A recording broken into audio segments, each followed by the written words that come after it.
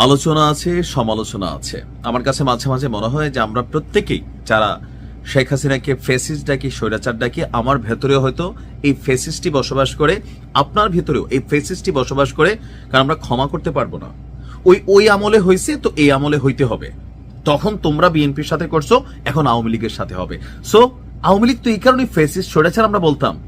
তাহলে আপনার মধ্যে পরিবর্তনের জায়গাটা কোথায়? আপনি কি নতুনত্বের কোথাও শুরু করছেন? আপনি যদি মনে করেন যে তখন ওইটা হয়েছে দেখে এখন এটা রাইট, তো আওয়ামী লীগও তো বলতো কথায় কথায় সেই বিএনপি জামাত জ্বালাও পোড়াও ভাঙচুর সন্ত্রাস জঙ্গি, মানুষ এগুলোতে বিরক্ত ছিল যে মানে এগুলো ছাড়া কি কথা নাই, ঘুরে ফিরে এগুলোই তো ছিল। তো এখন তো এটাই হচ্ছে। তবে শেষ মুহূর্তে এসে মাত্র 5 মিনিটের জন্য কলিজার টুকরার সন্তান, যে সন্তানকে জীবনে প্রথমবারই দেখলো কারাগারের গেইটে, মৃত সন্তান, তাকে কোলে নেয় নাই। এমন না যে ডাক্তাররা না করছে বা কোনো আইনে আছে বিধানে আছে, কিছুই না।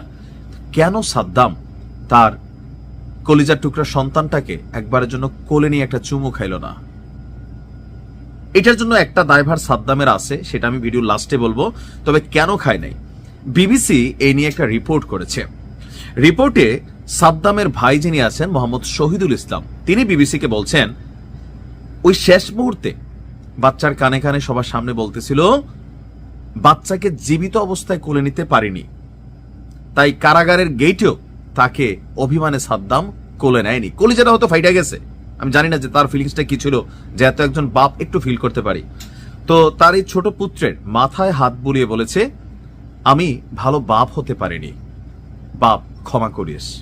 এই শব্দ দুইটার মধ্যে আসলে কি পরিমাণ অনুভূতি, কি পরিমাণ আবেগ জড়িত। তবে এটার জন্য কি শুধু এই প্যারোল সিস্টেম দায়ী? কিছুটা। তবে এর জন্য সাদ্দামও দায়ী, এর জন্য আওয়ামী লীগও দায়ী, এর জন্য এদেশের রাজনীতি দায়ী, এর জন্য এই এলাকার আসনের যারা সাবেক আওয়ামী লীগের এমপি ছিলেন শেখ তন্ময়, তারা দায়ী। সাদ্দাম কিভাবে দায়ী আসেন? বাংলাদেশ এমন এক দেশ যেখানে সবাই জিজ্ঞেস করে ছেলে কি করে, রাজনীতি। আচ্ছা, একজন রাজনীতিবিদ কই থেকে কামায়? আমরা যারা ভাইয়ের পিছনে দিন রাত মনে করলেন শেষ করে ফেলি, কেরিয়ার ধ্বংস করে ফেলি, মারামারি করি। আমি একটা গান বানাইছিলাম, অনেকে আমার ফেসবুকে একসময় গরিবের ছায়াছন্দ শুনতেন। আমার গানের একটা লাইন ছিল নেতার ছেলেই নেতা হবে আমজনতা কর্মী, জেল জুলুম খাইটা তুরা ধুইকা ধুইকা মরবি। এখন তো এটাই হচ্ছে।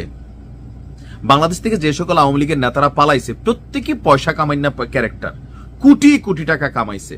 বিদেশে দেখেন এক একজন আইসে জীবন যাপন করতেছে, পার্টি হচ্ছে, তাদের পরিবার আগেই বিদেশ থাকে, ব্যবসা বাণিজ্য ইনভেস্টমেন্ট বিদেশ করে রাখছে। এদের জন্য দেশ আর বিদেশ একই, লাইফ আরো ফার্স্ট ক্লাস। কিন্তু আমরা যারা দল করতে গিয়া পরিবারের খবর রাখি না, কামাই রুজির ধান্দা করি না, সারাদিন খালি রাজনীতি রাজনীতি, ফেসবুকে বাপের থেকে ভাইরে গার্জিয়ান মানি, দলের জন্য জীবন দিয়া ফেলমু, দলের জন্য মার্ডার করে ফেলমু, এরে ধরেন ক্ষতি করবো, উড়ে একটা মিথ্যা মামলা দিমু। এই যে আমরা, আমাদের পরিণতি কি? আমাদের ছেলে পেলে এইভাবে মারা যাবে।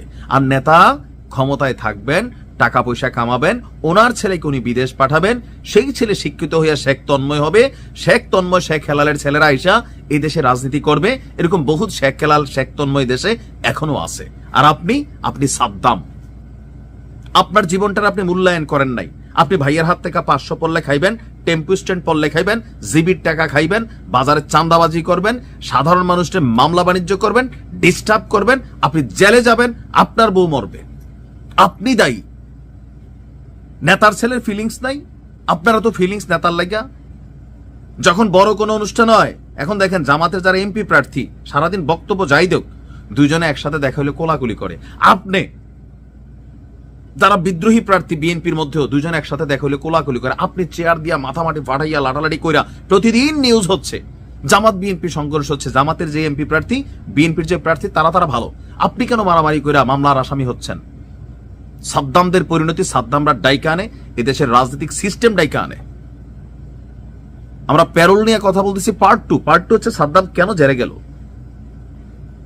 রাজনীতি করতে গিয়ে গেছে। এখন অনেকে আছে ফাইসা যায়, যাদের উপর জুলুম হয়, এই জুলুম আল্লাহ ফিরাই দিবে। যে বিএনপির একটা ভিডিওতে বলছিলাম না, একটা ছেলে বলছিল যে বিএনপি করা যদি দেশে অপরাধ হয়, একসময় আওয়ামী লীগ করা অপরাধ হবে। এই যে রেজাল্ট তো এটা। তবে পরিবর্তন হচ্ছে, পরিবর্তন হয় নাই। আর আমরা ভিতরে যারা আছি, না আওয়ামী লীগ যখন এরকম করছে আমাদের সাথে, আমরা এখন সময় আসছে আমরা কইরা নিব, কোনো ক্ষমা নাই, এটাকে জায়েজ করতে হবে। তো আপনিও তাহলে অপেক্ষা করেন, আওয়ামী লীগের দুর্দিন এখন, আবার আপনার দুর্দিন আসবে। কালকে আপনি মজলুম ছিলেন, আজকে আপনি অত্যাচারী ব্যক্তি হয়ে গেছেন। ভিতরে পরিবর্তন হয় নাই, প্রতিশোধের আগুন থামে নাই। তো প্রতিশোধের খেলা, পৃথিবী, আবহাওয়া, বিশ্ব পরিবর্তনশীল, পরিবর্তন হবে। তখনও হয়তো আমরা কোন এক সাদ্দামের পক্ষে কথা বলবো, আর আপনি ট্যাগ লাগাই দিবেন। দেন, আগেও দিচ্ছেন, এখনো দিচ্ছেন, দেন। বাট এই কথাগুলো বলা জরুরি মনে করছি। ভালো থাকুন।